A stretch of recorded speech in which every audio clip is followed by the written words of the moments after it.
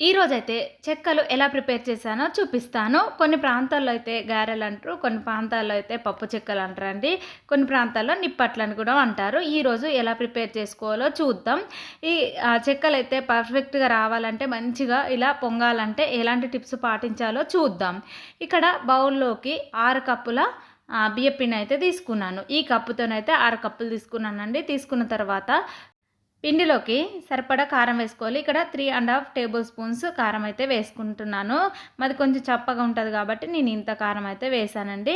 ఇక్కడ తగినంత సాల్ట్ వేసుకోవాలి. 1½ టేబుల్ స్పూన్ అయితే సరిపోతుంది. ఇలా వేసుకున్న తర్వాత ఇందులోకి కొంచెం జీలకర్ర వేసుకోవాలి.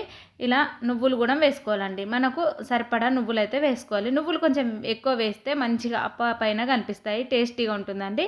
ఇక్కడ 1 టేబుల్ స్పూన్ ధనియాల పొడి, ఇంకా కొద్దిగా కరివేపాకు, కొద్దిగా కొత్తిమీర వేసుకోవాలి. కొద్దిగా శనగపప్పు నానబెట్టుకోవాలండి. ఒక 10-15 నిమిషాల పాటు నానితే సరిపోతుంది. ఇందులోకి శనగపప్పు అయితే వేసుకోవాలి. ఇక్కడైతే కొద్దిగా పల్లీలు అయితే ఇలా నేను వేయించి ఇలా కొంచెం ముక్కలాగా చేసిన తర్వాత వీటిని అయితే కొద్దిగా వాటర్లోకి నానబెట్టాను. నానబెట్టి ఇందులో వేసుకున్నానండి. అది ఒక 10 మినిట్స్ నానితే సరిపోతుంది. ఇక్కడైతే ఇంకా ఒక వెల్లుల్లి, ఒక 2 ఆనియన్స్ పెద్దయండి ఇలా వేసుకొని మిక్సీ పట్టుకోవాలి మెత్తగా. ఇలా మిక్సీ పట్టిన తర్వాత ఈ పేస్ట్ని అయితే ఇలా వేసుకోవాలండి. ఇలా వేసిన తర్వాత ఇప్పుడైతే పిండినైతే కొంచెం మంచిగా కలుపుకోవాలి. ఇలా వట్టిగానే ఇలా మంచిగా కలుపుకున్నాం అనుకోండి, ఈ పిండికి అయితే కారం ఉప్పు మంచిగా పడుతుంది కాబట్టి మనకైతే టేస్టీగా ఉంటాయండి.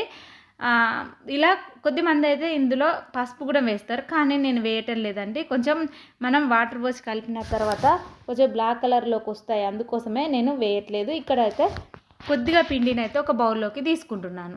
ఇక తీసుకున్న తర్వాత ఈ మిగతా పిండిని పక్కకు పెట్టుకోవాలి.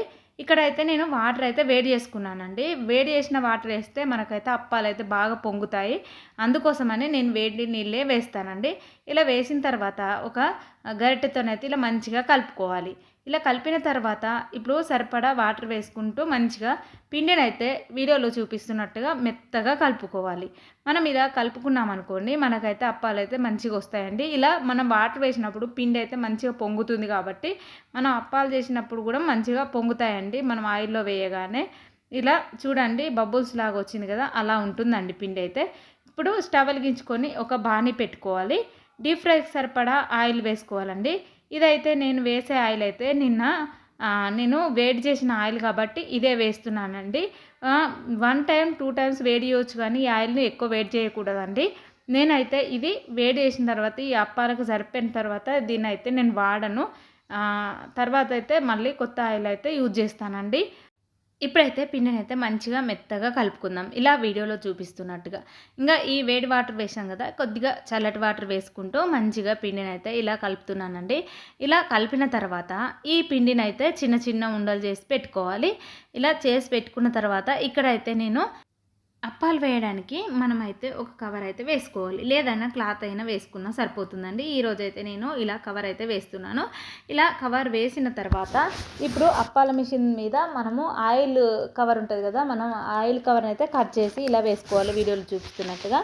ఈ కవర్కి అయితే మంచిగా ఆయిల్ రుద్దుకోవాలి. రుద్దిన తర్వాత మనం ఇలా అప్పాలను అయితే ఒత్తుకోవాలండి. మనకైతే మంచిగా వస్తాయండి.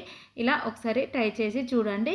పిండి మరీ మెత్తగా ఉండకూడదు, మరీ గట్టిగా ఉండకూడదు. కొద్దిగా గట్టిగా అయితేనైతే పిండి అయితే అప్ప మందంగా వస్తుంది. మనం కొంచెం స్మూత్గా కలుపుకుంటే ఈ అప్పనైతే మంచిగా పలసగా వస్తుందండి. మనం ఇలా ముకుట్లో వేయగానే మంచిగా ఇలా బబుల్స్ లాగా వచ్చి అప్పాలు అయితే మంచిగా వేగుతాయండి. ఇలా ఒకసారి ట్రై చేసి చూడండి. అందులో మనం వేడి నీళ్ళు పోసాం కాబట్టి అప్పాలు అయితే మంచిగా వంగుతాయి. ఇలా చేసుకున్నాం అనుకోండి, క్రిస్పీగా కరకరలాడేలాగా ఉంటాయండి అప్పాలు. ఇలా కొన్ని అయితే నేను చేసుకున్నాను. చేసిన తర్వాత ఈ ఆయిల్ వేడైన తర్వాత అయితే ఇందులో ఒక్కొక్కటి ఇలా వేసుకోవాలండి. ఇది నేనైతే కడాయి అయితే చిన్నది ఉంది మా ఇంట్లో, చిన్నదే పెట్టానండి. కొంచెం పెద్దదైతే ఒక 10 అయినా వేసుకోవచ్చు, మంచిగా కాల్చుకోవచ్చు అండి. ఇంకా కట్టెల పొయ్యి మీద వేసుకుంటే ఇంకా టేస్టీగా ఉంటాయండి. ఇంటి దగ్గర అయితే కట్టెల పొయ్యి మీదనే చేస్తామండి.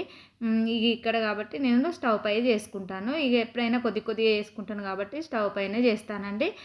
ఇంటి దగ్గర అమ్మ వాళ్ళ ఇంటికాడ చేసేది ఉంటే మాత్రం కట్టెల పొయ్యి మీదనే చేస్తామండి. ఇలా కొద్దిగా వేయించుకుంటూ గోల్డెన్ బ్రౌన్ కలర్ వచ్చేంత వరకు అప్పాలను వేయించుకోవాలండి. మంచిగా క్రిస్పీగా ఉంటాయి, మంచిగా కరకరలాడుతూ ఉంటాయండి. మనం హాట్ వాటర్ పోసాం కాబట్టి చాలా బాగుంటాయండి అప్పాలు అయితే. ఇలా మనం కాల్చుకుంటూ ఒక స్టీల్ డబ్బాలో స్టోర్ చేసుకున్నాం అనుకోండి, ఈ వర్షాకాలం అయితే ఈ చెక్కలైతే మెత్తబడకుండా ఉంటాయండి. క్రిస్పీగా ఉంటాయి. మంచిగా ఎక్కువ రోజులు నిల్వ ఉంటాయండి. అందుకోసమనే ఇలా స్టీల్ డబ్బాలో అయితే నేను స్టోర్ చేస్తానండి. ఇంతటితో ఈ వీడియో కంప్లీట్ అయింది. వీడియో చూస్తూ వెళ్ళిపోకుండా ఒక చిన్న లైక్ ఇచ్చి నా ఛానల్ సబ్స్క్రైబ్ చేసుకోండి. నా ఛానల్‌ని సపోర్ట్ చేయండి. Bye friends.